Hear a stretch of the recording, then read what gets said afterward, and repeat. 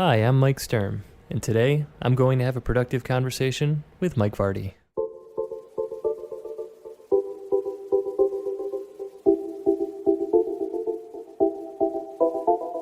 Welcome to A Productive Conversation. It's Mike Vardy here, and I am joined by Mike Sturm on today's episode. He is the author of the book, The Wabi-sabi Way. He also has a great email newsletter called Wool Gathering. He's written on Medium about productivity. It's always great to have productivity nerds get together in a conversation, and especially on this show, I mean, it flows so nicely. We could have gone on for hours and hours. Instead, we had a productive conversation in a short period of time, although I would definitely love to chat with Mike more and more about productivity and all things in between down the line. For now, let's get to that conversation. Here's my productive conversation with Mike Sturm. So I'm looking at the book right now, The Wabi-sabi Way, Simple Principles to Bring Calm, Meaning, and Authenticity to Your Daily Life. And I have to say that the first time I really kind of leaned into the term wabi-sabi in any way, shape, or form was, and this is going to definitely reveal the nerd in me, is when the last Star Wars movie came out where Kylo Ren repaired the helmet that he had smashed completely, and they had it put back together, and where all the cracks were all red. They basically used like a red kind of adhesive, so it showed all the red cracks, and someone mentioned, oh man, that's so wabi-sabi, and I'm like, okay, let's lean into that. So when I say that and people are like, okay, is wabi-sabi like a science fiction thing? What is it? This is where I lean to you and go, Mike, can you share a little bit for those who are listening right now as to what wabi-sabi is? And then we'll start to talk about it in terms of, productivity in a way of operating. Yeah, so that's a great example, actually, because it maps on nicely to a practice that goes on in Japan spanning back for years. And I'm blanking on the name of it, but essentially they use gold tape to tape cracks in things. And wabi-sabi kind of originated as a way to talk about objects, but it is that kind of imperfection and sometimes damage, but repaired damage that comes with persisting through time. And so it is this embrace of imperfection and impermanence because it's a very Eastern idea. And it's really for people, right? Instead of just for objects, for people, it's about have you ever seen that those Most Interesting Man in the World, the Dos Equis ads Yes. from 10 years ago or whatever? Yep. So I picture in my mind a wabi-sabi person is basically that person, right? You not so much what he says, but you can tell by his look and the way that he talks that he's totally comfortable with himself. He's been through a lot. He's not perfect, right? He's not totally clean shaven and he's not extremely well put together. He's got a couple of buttons unbuttoned, but that's who he is. And he's completely at peace with that. And he's not being ostentatious or performative about it. That's just who he is. He's simple and he's comfortable and he's accepting. When it comes to adopting like the ideals of the wabi-sabi way, the idea of, embracing that, why do you think it's so tough for people on our side of the pond, like in Canada and the US and like Western world, to kind of adopt that? Because it sounds anytime someone talks about like meditation or being Zen or all that, it sounds so enticing and so like, wow, that's ideal. But then they go, yeah, but we can't do it here. It's not possible. Which again, biases showing up like crazy. But why do you think it's such a challenge for people to like, when they see something like this, especially because productivity is so driven around achievement and getting things done, and then there's like they seem incongruent, right? That's what it is. I mean, it's I don't blame that, right? We definitely want to get things done and be productive, right? I mean, you wouldn't have a podcast and I wouldn't be writing if that wasn't the case. So clearly, there's a need to get a bunch of things done and focus and form goals and chase after them. But I think the missing piece for us on the Western side of the world, and I think it's happening all over the place as industrialization and technology has set in over the past few centuries, you just see this move away from appreciating the simple things that happen every day, or not even the things that happen every day, but just the things that you can feel by just sitting by yourself. And that's really what meditation is all about. It's been kind of, I don't want to say stolen, but it's been taken to a place that's more about achieving something. Right. You're trying to achieve a certain state of mind and all that stuff with meditation, which really isn't what it's about. It's just about sitting with yourself and seeing what's there. And then eventually, because you keep seeing what's there, you become peaceful. Yeah. Well, the other thing is too, is that when you do that, you're actually going against exactly what meditation's all about. If you're going in there with the goal of being productive and achieve, I'm going to meditate so I can achieve more. I mean, what's that old adage? I think I've shared this before, but the businessman goes to the guru and says, I need to meditate. But he goes, I want to get better. He goes, yeah, well, you should meditate, meditate for 5 minutes a day. He goes, oh, I don't have time to meditate for 5 minutes a day. The guru says, well, then meditate for 20 minutes a day. Exactly. It's that there's just that idea of, I mean, and I use the Muse headband, so I get like there's a gamification component that we kind of can gravitate towards. And again, the funny thing about that headband, and I've talked about this before, is that if you try to hear the birds, if you try to get it, so you don't, Yes. you don't. It's, and I've alluded to this in one of my YouTube videos, which when I shared it as a gift guide, it was like the whole Wesley Crusher episode of The Next Generation, where the Riker brought back that game, and it hypnotized the entire crew. And the way you play the game is you just let it go, and then of course the discs went inside the tubes and it hypnotized everybody. But the problem is if you tried to do that, then it was actually actively resisting it. So there's this weird give and take that I don't think it takes an understanding. It takes slowing down, right? It takes actually being mindful about this stuff to really kind of figure out where you can fit it in, right? Yeah, and there's a great kind of supplementary Eastern idea that goes along with Wabi-sabi. It comes from Chinese Taoism called Wu Wei. It's the way of non-action, basically, or action through non-action. And it's not an idea that has to do with laziness or whatever, but it is much like you described with that Star Trek episode, where the more that you try, or with the Muse headband, the more you try to do a thing, the more you try in a way that's forceful and like trying to contort reality to your will, the more you'll end up in this kind of state of anxiety and frustration as things don't go exactly as you'd like them, and all that stuff. And there's a really great parable in the Zhuangzi, which I'm sure I'm pronouncing incorrectly, but it's one of the formative books of Taoism. And it talks about the difference between a regular good butcher and a great butcher, like a really wise and great butcher. And the wise and great butcher doesn't have to sharpen his or her knife much at all, because rather than hacking through the meat and the bones and dulling the blade, they actually find the spaces between the bones where there's little resistance, and they can just flick the knife and cut the connecting tissue and tendons, and then that's how they proceed. And so they don't have to expend a ton of effort, not physical effort, and they don't have to dull the blade. They can keep a sharp blade, and they can cut tons of different meat cuts over years and years because they know where to cut, and they're not trying to fight against the structure. What's your life been like since you started to really get into this stuff? Because obviously you didn't start here, right? No, and I mean it's been a really long journey, which is kind of flows with the idea of wabi-sabi. It's been imperfect. Back in college, is when I got turned on to Eastern ideas. Right, I got into Buddhism, I got into Taoism. Had a great teacher who I worked with, not an actual Buddhist teacher, but someone who worked at the university I went to, and he kind of just exposed me to these ideas. But it took me years, maybe a decade or more, to really understand this kind of stuff. And it was just writing about it, right, and researching it that got me into, well, how can I apply these things to my life? And to answer the basic question of how it's changed my life, there's no price that you can put on starting to develop a really good relationship with yourself. I think people really overlook. It sounds weird, and it sounds very hippie or very, out west California type stuff that people like me in the Midwest don't tend to like too much. But you really do have a relationship with yourself.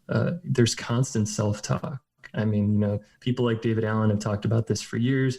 There is negative self-talk. Whether or not you're actually saying words, you're conveying messages to yourself about whether or not you can do things, what kind of person you are, all that stuff. Accepting who you are and where you've been is really the only way that you're going to get to wherever it is you want to go, if you can even find out where you want to go. And so that's what it's really done for me, is it's enabled me to just accept who and what I am and all the mistakes that I've made and I'm making right now as part of the journey, and to just do my best each day. As you were talking about this, I started to think about the idea of when we talk about improving our relationship with time. But to your point, you can't improve that relationship or foster or nurture that relationship until you figure out yourself in the first place, right? Because then, only then can you kind of understand where you want that time to go, right? Because the time moves on whether we want it to or not, right? So there's a flow there, which is what I've talked about before. I've said, that's why I don't like time management. I think time leadership is probably a better way to go, or something that you do have control over, like expectation, attention, things like that. But those are all, again, inside of you, right? But yeah, and I mean, you could go into the different kinds of time, right? There's those two. Is it Kairos and what you probably know this, right? Chronos and Kairos. Like, I think there's the two different ones. Yeah. Is it Egyptian lore? I think it's Greek. Greek. Right. Yeah, I think it's Chronos and Kairos. I think there's the two different types. Yeah. I wonder if, and again, we're just gonna hypothesize here, but I wonder if it's because time is quantifiable versus the self, which is not so quantifiable, which is why a lot of people try to quantify themselves. That's a great distinction that can carry over to so many things. Just because something is quantifiable doesn't mean that in reality it's actually quantified. Right. So, yeah, time is quantifiable, but the units of time don't really mean much outside of the conventions that we set up for them. They are objective because they allow us to connect. It's one of the things that connects us, right? Like the fact that we are meeting at this time, it's the only way we would have necessarily known. It sets expectations up, right? Okay, we're meeting at this time. There's this great book, The 7-Day Circle by Eviatar Zerubbabel, and I'm butchered that name too. But the idea of again, nature, all elements of time, save for the week, are all naturally there. The year, the month, the day, those are all predisposed by nature. Yeah, they're not necessarily January 1st to January 31st or anything like that. They're done by the cycles of the moon and, all of that stuff. But the week, the history of the week is fascinating because there is no, the weeks used to be 10 days long, and then they were but we use them to give ourselves like a middle component of time between the month and the day and the month, so that it allows us to meet with not incredible frequency, but also not so seldom that we don't understand these things. It is fascinating to see what man does to try to corral these opportunities to move things forward, and time seems to be the measuring stick, and that we all kind of understand. But again, to your point, you can say 5 minutes is 5 minutes is 5 minutes, and that it's going to be, but what happens inside of those 5 minutes? Like that 5 minutes to one person, what they do within those 5 minutes is very different in not just the tasks, but the impact, there's so many layers inside that we don't really think about. And that's true for time, right? The amount of things that happen in 5 minutes when you're, playing a really high stakes sports game. Mm-hmm. There's a lot more that goes on than when you're just spending 5 minutes while you're waiting for a meeting to start. Yeah. And you're scrolling through your phone. But then, you take it outside of just time, how we experience the world, whatever you're doing. You could be looking at the same tree as someone else, and you really are seeing different things, not only because you're in different places, but there's so much emotion that goes into the things that we perceive, and we don't even realize it. You can read all sorts of stuff in psychiatric journals and cognitive science journals about, they call it like the the theory or emotive perception, emotive ladenness of perception. So they've had this problem in the philosophy of science for years. When you're trying to look at just data, there's a lot of theory that gets brought into just recording what that data is, the measurements you use, the tools that you use to measure, what it means in terms of the other observations you made. We bring a lot to the table when we think we're just sitting there absorbing what the world's giving us. And that's true for ourselves. See, when you're perceiving yourself, like when you're just like, how am I doing? Or when someone asks you, how are you doing? You're looking inward in a sense, right? You're getting a feel for what's going on in your head, in your body. And that's also filtered through whatever's happened before and whatever you're fearing is going to happen 10, 20 minutes or tomorrow. So this episode that you're listening to right now, I think a perfect companion to episode is the one that I did with Annie Duke about how to decide. Because Annie's written the book Thinking in Bets, which is, we talked before we jumped on, and it's the book I'm listening to in Audible right now. It's on my list for sure. And her framing of like, think of decisions as bets. And the idea that life is a whole lot more like poker than it is like chess. Right? You know, like and I'm like, and it's I think that when we slow down and when we kind of observe Rob Walker, another great episode to listen to would be Rob Walker's appearance on this program where we talk about noticing. Because noticing is one of those things that we just, if you take some time to notice, if you take some time to consider that every decision that you make is a bet, just because, if you decide that you're going to do something and Annie uses the whole Super Bowl Pete Carroll thing that happened several years ago in the Super Bowl. And how that was the worst call ever made, blah, blah, blah, blah, blah. But yet only in, I think it was 2% of the time would that have ever happened. So it was a good decision with a bad result. And she calls it resulting, right? Which is what they call it in poker. Like there's just so many things that, honestly, a lot of this stuff leans into this idea of the Wabi-sabi Way, because, I mean, to me, it's like this feeling of, is flow the right thing? Like just like to a degree, flow, like just stepping back and not necessarily always seeking to move forward, but just kind of, I mean, for lack of a better term, being present, being okay with things that are not necessarily working out the way that you would have predicted they would have worked out, or not being able to necessarily, achieve because there's so many other things. Once you start to embrace that idea, then it does. Isn't there an ease to that? Like, doesn't that give a sense of ease to your life? It doesn't make it easier, but it just gives you a sense of ease, right? That's the perfect word for it, is ease, right? Because to go back to that butcher example that I gave, there's nothing easy about, butchering an animal in that way to make the proper cuts of meat and preserve the blade and all that stuff. It's not easy work. If it were, everyone would be doing it themselves and there wouldn't be butchers in the first place.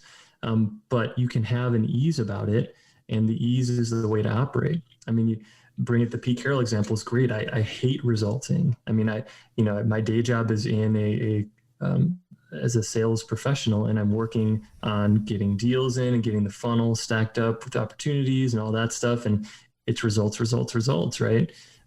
But that's really only part of the picture, because you could not get results by still doing the best possible thing, making, to Annie Duke's point, the best possible bet. But you have to have that ease and that comfort with what you're doing. Because if you don't, then a lot of the progress you make is kind of accidental and then non-repeatable.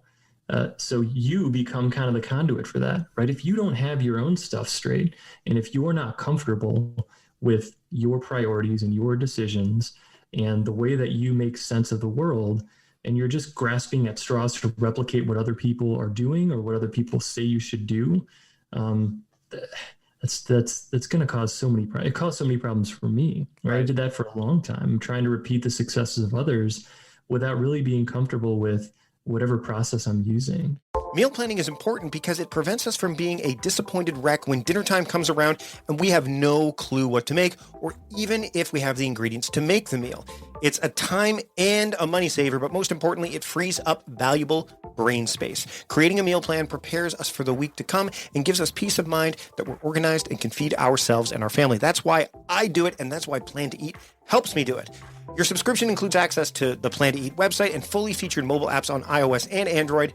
And Plan to Eat gives you the tools to clip and organize recipes from any website, the ones your family loves and that fit your dietary preferences and needs. And you can create a meal plan around your schedule. Then what happens is the Plan to Eat software automatically creates an organized shopping list based on your plan. So sign up for your free trial at plantoeat.com/timecrafting. That's plantoeat.com/timecrafting. The coupon will be automatically applied to your account and can be used when you're ready to subscribe. It's valid for new customers only. Give Plan to Eat a try today. What if I told you that there was a confidential, convenient, professional, and affordable way to get the help you need with your own licensed professional therapist? And you could connect in a safe and private online environment right from home. Well, BetterHelp gives you that. And BetterHelp will help you from the friction that gets in the way from you achieving your goals, whether it's anxiety or, issues with sleep or depression. BetterHelp can help. Now, BetterHelp is not a crisis line. It's not self-help, and it's professional counseling. That's what it is, done securely online. You can send a message to your counselor anytime, and you'll get timely and thoughtful responses. Plus, you can schedule weekly video or phone sessions. This is all without ever having to sit in an uncomfortable waiting room, by the way. BetterHelp's also committed to facilitating great therapeutic matches, so in the event that you need to, they make it easy and free to change counselors if needed. That had to happen with me. The scheduling just didn't match up for me to do the live sessions with them. We made it happen quickly, simply, easily. BetterHelp is more affordable than traditional offline counseling, too. And what's stunning is that you don't have to limit yourself to the counselors that are located near you, because the particular expertise that you're looking for is available right online through BetterHelp. So whether that's depression, stress, anxiety, trauma, grief, LGBT matters, anger, there are licensed professional counselors who are specialized in those fields available to you through BetterHelp. Again, it's confidential, it's convenient, it's professional, it's affordable. It's what you're looking for. I want you to start living a happier life today. As a listener, you'll get 10% off your first month by visiting our sponsor at betterhelp.com/timecrafting.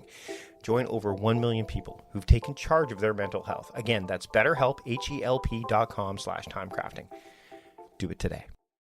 Getting your business off the ground is hard. Take it from me. I've been there. Sit Up Startup is a new weekly podcast from Zendesk. Find out why customer service is at the heart of success. Zendesk for Startups chats with Zendesk leaders, founders, and CEOs in a coffee shop style conversation about starting up when the world is upside down. Catch weekly fresh new episodes on Apple, Google, and Spotify. There's no promise of the result. There's only the promise of the process, right? That's the only thing because, and actually this leans nicely into the stuff we were talking about before we hit record. The idea of productivity, systems versus tactics. And one of the things that, I confided in you, and I don't mind sharing this with the listener, is that, I'm very purposeful in saying that time crafting is a framework or approach, even maybe a philosophy, as opposed to a system or a methodology. And I actually used to call it a methodology, but then I actually went and said, I should look this up and see if it's actually what I should be saying. And I was wrong, because a methodology, it becomes, to me, there's a quantifiability to it that could be, I wouldn't say disproven, but that's not what it is. It's just not. Yeah. It's because you don't need to do every element of time crafting to be time crafting, right? But yet we were talking about getting things done, and David Allen's been on the show before, and I've written about how I left GTD behind. And the thing is, I didn't leave all of the getting things done system behind. No, I left because elements of it work. There's residue. Right. What is attention residue is what Cal Newport calls it, like those things that really worked. And even we also talked about this Mark Manson video that I watched about reading. And he said, when you read a book, the things that are in the book that you'll remember are going to be I've got the Crossroads of Should and Must sitting here with El Luna. There are things in this. I don't remember necessarily what was said in the book, specifically, but I know what I learned from it, so I can grab the book at any time, or I can look it up. And so he kind of alludes to that. But I know that same thing with the 12-week year, where he also talked about, so when someone wants to adopt the Wabi-sabi way, because it's not like the Wabi-sabi system or the Wabi-sabi, No, like it's just not. definitely not. It's not that. And I mean, you could even geek out and say, oh, like the Mandalorian, this is the way, right? What are some of the steps that they can take? I mean, the book goes through this in greater detail. But what are some of the things that someone can take when they're like, you know what, I do want this ease. I do want to be able to not block out this idea that, oh, it's based in Eastern philosophies and this idea of, but I'm, and when religion sometimes gets in the way, they're like, oh, but I believe in this, so I shouldn't be looking at that.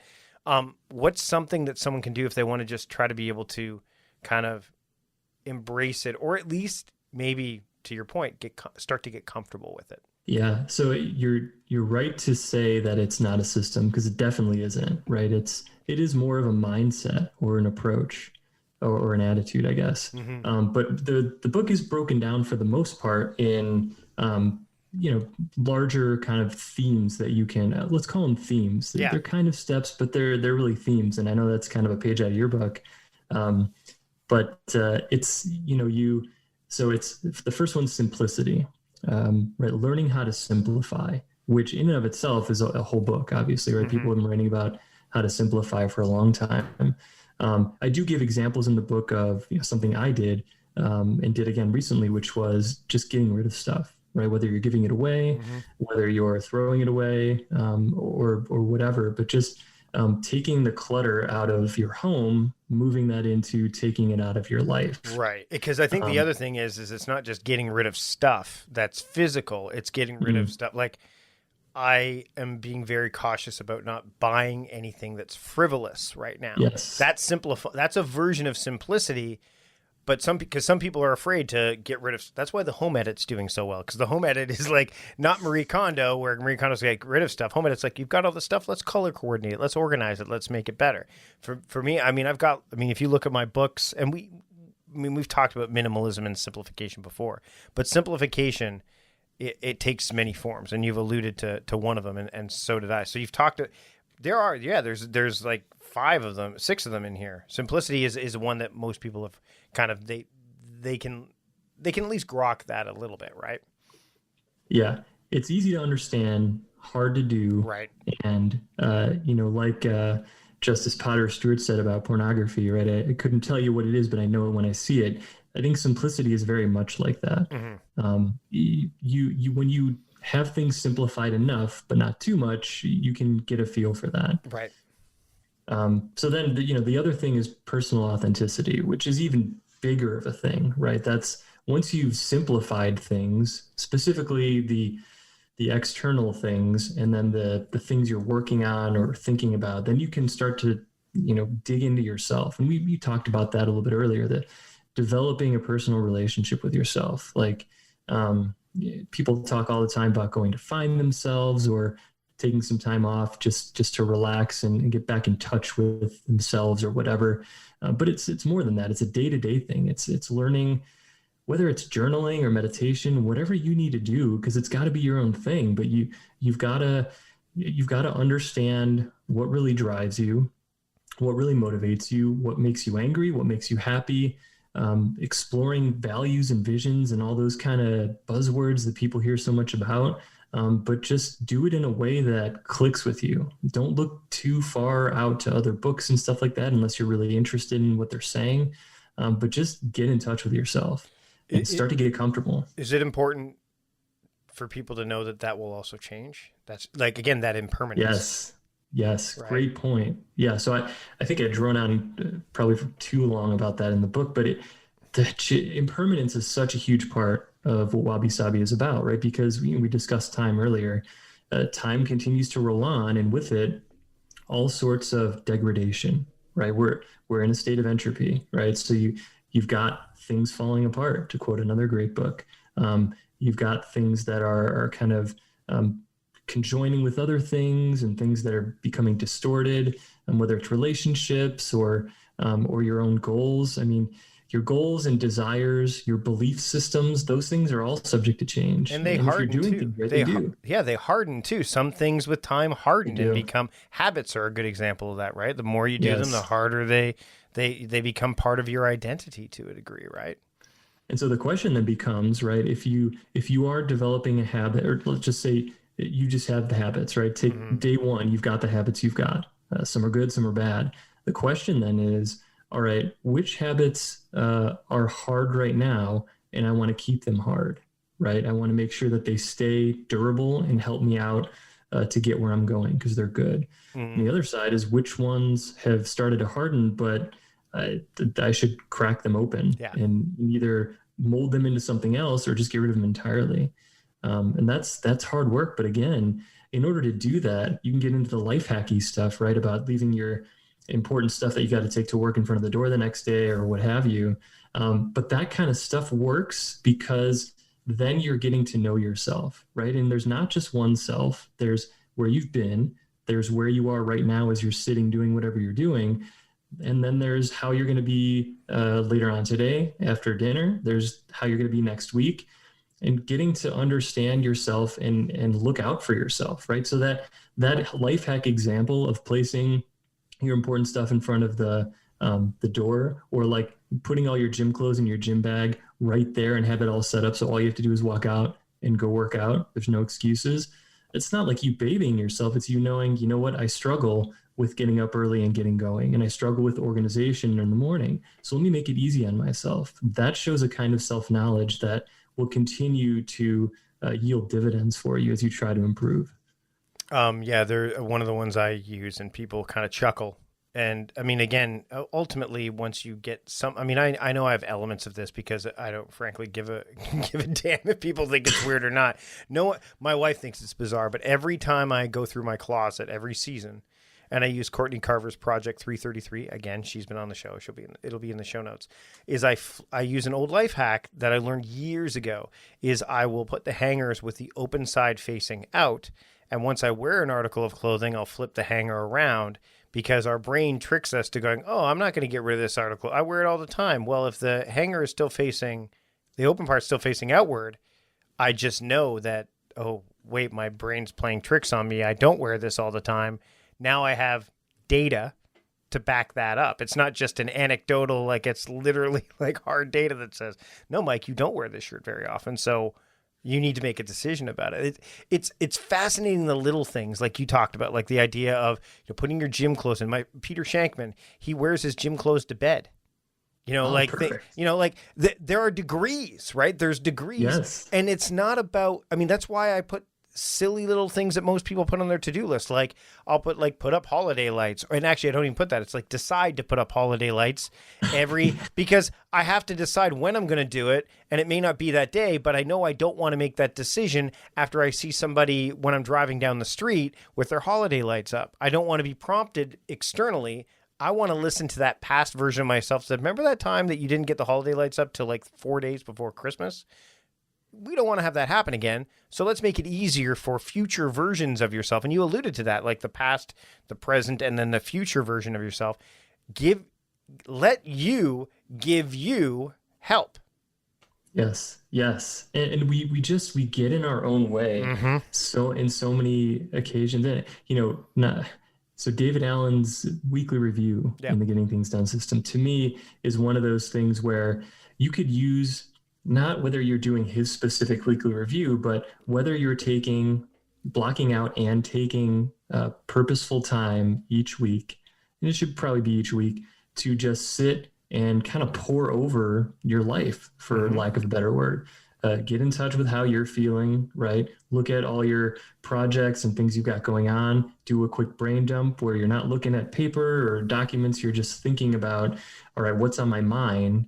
And that's a form of meditation, because you have so much stuff on your mind that you're not even aware of until you're sitting there and you're just like, all right, what is on my mind? Journaling starts to come up. Journaling is a form of meditation too. I mean, I don't do a traditional weekly review, but by journaling every single day, and then every 2 weeks I read those entries, guess what? I'm reviewing, and I'm getting, to me, that's far more powerful than a weekly one, because it's a compound of what's. Now, if I did it every week, I might like take those 7 days of journal entries and be able to course correct, a little bit faster. But I try to course correct every single day because my journal entries kind of they're the story of my life, right? So that I didn't like the weekly review. That was one of the things, and that's the hard. And anybody who I've talked to that runs Getting Things Done has said that's the thing they struggle with the most. Because, for sure. Well, but the thing is that again, it's a system, and there are elements of a system that work really, really well. But the problem is, and I'll throw a little more nerdery in here, is that in Captain America: Civil War, the essay that I've watched, a video essay, which I'll link to in the show notes as well, it's like Iron Man is a hero that is constantly changing. Like he's evolving throughout the process. So he's going through constant change while the world around him. But Captain America, he does not change. He has his morals. He has his values. He ends up leaving organizations or breaking them up because he believes that what he is doing is right and that the systems have been corrupted. So we do that too. If we're like, oh, well, I believe that what I'm doing is right, this system is not, you leave the entire system behind, which is not necessarily the way to go because there are really great the brain dump, the idea of having multiple lists, the idea, all that stuff is smart stuff. But what we do is we go, okay, well, the system is what it's the entirety. I have to leave the entirety behind. And often I think it's because doing the work is hard. So it's easier just to go back to the thing you did before, which may be looking at your list sequentially or not having a system at all. But so you have to kind of decide. And the only way you can decide, to your point, Mike, is you have to sit with it. You can't just make a snap decision on it. You need to figure that stuff out. And it goes almost a little bit deeper than that. So that Captain America versus Iron Man thing is a great example of this idea that there's being a static person who is always the same is, for one, I don't even think it's possible. But in as much as we think that we're the same as we've always been, that's a harmful attitude. Mm-hmm. That's nothing to strive for. The idea behind Wabi-sabi is, of course, everyone's going to say, yeah, I've grown, I've gotten better at things, like, so I'm different. That's very easy to embrace. Yeah. Right. But there are all sorts of things that happen on the way to be better that are dings and scratches. Mm-hmm. And so you have to be able to embrace those things. And there's an emotional and intellectual honesty that you have to cultivate in order to grow. Otherwise, you're going to plateau. And one of my favorite biographies that I've read is the autobiography of Malcolm X, the one that is read to Alex Haley. Mm-hmm. And the reason I like it is because, coming up on Black History Month in February, I know this will come out later than that, but it's kind of front of mind. Martin Luther King Jr. gets a lot of the praise for the civil rights movement in the U.S., and rightfully so. He did a lot of great things. He was out there preaching nonviolence and civil disobedience. But Malcolm X's journey to me was a lot more interesting because it was not a straight line of, here I am, a preacher, a leader in the community, and I've just kind of always been that, and I'm the voice of the people. Malcolm X came from being, basically a street thug. Mm-hmm. Like he was committing crimes in the streets of Detroit and Harlem. He was, going to jazz clubs. He ended up getting thrown in prison, reformed there, discovered Islam, which is interesting in and of itself, and then became a leader through the Nation of Islam, which is a very strict religious organization. After being in there for a long time, he was like, oh my gosh, I don't agree with this stuff. So he had to intellectually evolve past that static system or methodology and then rail against it, which I think is one of the most healthy things you can do when you're in a system, productivity system, religious system. You find out the piece that works for you and make it your own. You don't need to abide by the letter. Yeah, and it's funny, in that essay, the idea is that Captain America believes in the people in the systems and not the systems themselves, because he believes it. So when he leaves, like, S.H.I.E.L.D. and the Army and the Avengers, when he breaks up the Avengers, it's like he believes in the people behind that system and not the system itself, which means, frankly, in a lot of cases, especially in those cases, the people make up the system in a lot of ways. So there's different elements. So his values, his beliefs, they're the things that ground him. And interestingly, his character arc, like Tony's is a very drastic change. I think Captain America does change throughout the course of the history. It's just very subtle, and he's a man out of time. Like, so in this Marvel Cinematic Universe, he's like, he did not intend to be, frozen for that many years, and everything that he's faced tragedy after tragedy after tragedy, but he would not deviate from his beliefs because he believed his beliefs to be true.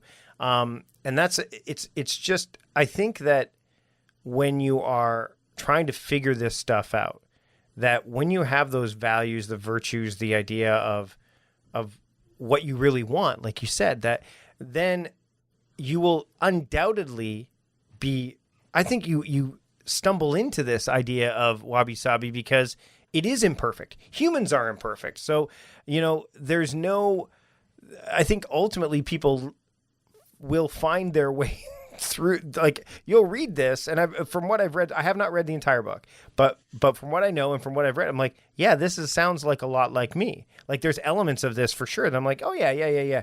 If people read this book, and they should pick up the Wabi-sabi Way, simple principles to bring calm, meaning, and authenticity to your daily life, you're going to read this and you're going to go, oh, like, I'm already kind of doing this to a degree.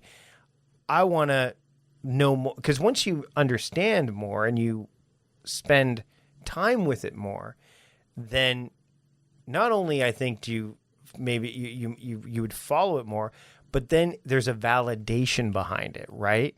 I think there's this idea of it's okay to do this, because that's what I think is the barrier for a lot of people when it comes to meditation's okay when a celebrity does it, or when there's, you know what I mean? Like, but things become okay when someone that has achieved high level of success or unexpectedly, but like Jerry Seinfeld does transcendental meditation. People are like, oh, I should totally be doing that then, because look at Jerry Seinfeld. I'm like, that, he fell into it to a degree and kind of embraced it because he knew he needed it to hit the next level, kind of like he knew it was going to help him, right? So, same things happening with like, look at yoga. Look at all of these different areas that people kind of sleep. Remember when getting too much sleep was bad, and now it's like, oh my goodness, I need to sleep more, right? Because so and so says that I should. The early bird night owl battle, like all this stuff. I think that one of the biggest things you can do is, like, this book to me has levels of discovery built into it, and you made it so accessible too. Like, I'm not reading this going, because some of this stuff can be like deep, but so deep that you're like, hold on, let me take a deep breath before I go in, right? This is not this book. So before I let you go, what's a simple action that someone can take if they want to start down this path of the Wabi-sabi Way? It's tough because you don't want to pigeonhole someone into a system. I was hoping you were going to say that, actually. Yeah. But at the same time, so I'll give options if that's an acceptable answer to the judges. Yeah, because again, there's no perfect way, right? That's the very nature of it. That's right. I would recommend doing one of the following things, just depending on what you naturally are inclined towards. So if you were the type of person that isn't, a busybody and likes to do a bunch of activity, then, try some meditation. And I would recommend just literally setting a timer for 5 minutes and just closing your eyes, and you don't have to be in a certain posture or anything like that. And keep a piece of paper next to you with a pen, and just record the thoughts that pop into your head. So you don't have to try to play the game of let your thoughts wander away and all that stuff. No, just record some of the stuff that pops up in your head. However you want to name it, whatever. Like, thought about what I need to pick up at the grocery store. Thought about how I wish I were not as fat as I am, or whatever it is. Mm-hmm. And then after 5 minutes, when the timer dings, just look at that stuff. That's your starting point of what's going on in your head. And it doesn't just go on when you're sitting down, it goes on all day long. So do that a couple of times, get a good roster of the people inside your head that are yelling different things at you. If you're an action-based person, I'd recommend just starting the simplification process, cleaning up your living space as much as you can, and doing something like that. And then I guess the last thing would be, if you're really into productivity systems, like I guess a lot of people listening to this would be, just write out, do a brain dump basically of the things that that you can think of that are pulling at you, and what you've got to do about them. And really ask yourself, how much of these things do I really need to do right now? How much of these things are really actionable versus what can be done later? It's as good a start as any. Mike, thanks so much for taking the time to join me today. Where can people keep up with you and your work? So I write primarily on Medium. So just go to medium.com / @Mike Sturm. On Twitter, @APerfectSturm, kind of a play on words there. And then just MikeSturm.net is my website, where I kind of keep a list of all the different things that I've done and got going on. Mike, this has been great. Thanks so much for taking the time today. I really appreciate it. Thanks so much for having me. Thanks to Mike for joining me on the program. You can find all of the show notes, not only in the podcast app that you're using to listen to this podcast right now, but also if you go to productivityist.com/podcast381. Now, if you are listening to this show on your podcast app of choice and you're not already subscribed, make it happen right now. Hit the subscribe button. That way you don't miss a single episode of what's to come, but also you can find past episodes, interviews with Gretchen Rubin, Seth Godin, Laura Vanderkam. The list goes on and on. It's way easier to find those episodes if you're subscribed, because you can just filter through and find whatever episodes you want to listen to. But again, you won't miss a single episode of what's to come. And next week, what's to come is my productive conversation with Marley Williams, who was a guest at the Big Ready earlier in 2021, and we get that full conversation happening next week on the podcast. So again, subscribe to the podcast wherever you are listening to it. And if you enjoyed this episode, or even if you have some, feedback you want to supply that may have tempered your enjoyment just a little bit, leave a rating and review wherever you are listening to this show. That's it for now. Until next time, I'm Mike Vardy, the host of A Productive Conversation, reminding you to stop doing productive and start being productive. See you later.